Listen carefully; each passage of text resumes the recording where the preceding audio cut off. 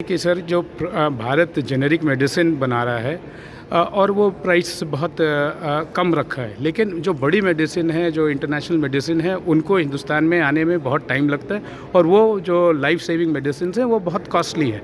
इस पे क्या डिलिब्रेशंस में हो सकता है? दो तरह से बात हो सकती है। भारत ने जेनेरिक मेडिसिन बनाए, भारत की सब सिटीजन्स की हेल्थ आगे बढ़ी। हमारी जेनेरिक दवाइयाँ सिर्फ देश के लिए नहीं बन रही। 50% जो दवाइयाँ अमेरिका में बिकती हैं वो भारत की बनी हुई है। इंडिया के वैक्सीन सारी दुनिया में जाते हैं, तो टॉप मोस्ट 2/3 से ज़्यादा वैक्सीन जो दुनिया में जाते हैं वो इंडिया से जाते हैं। तो जेनेरिक कहना अब होना बहुत ज़रूरी है। और जेनेरिक दवाइयों में एड्स तो दुनिया भर में फैला हुआ था, उसको एचआईवी को कंट्रोल करने में मौका, तो इसका एक पूरा महत्व है। वी आर प्राउड और इंडिया की पावर है। और इंडिया ने जेनेरिक मेडिसिन बना के, क्वालिटी जेनेरिक मेडिसिन बना के दुनिया का हेल्थ का सिस्टम के ऊपर नंबर।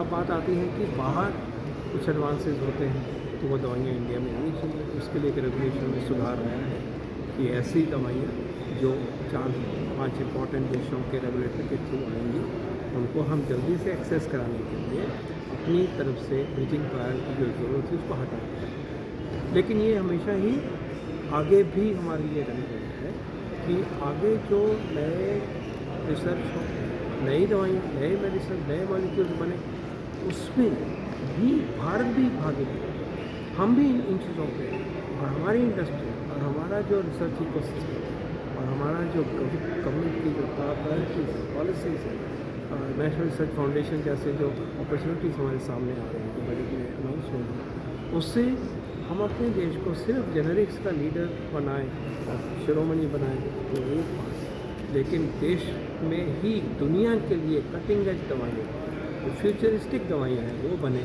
वो भी हमारी जिम्मेवारी है। ये संकल्प है और इस संकल्प को भी लेके चर्चाएँ हैं और फैसले हो रहे हैं।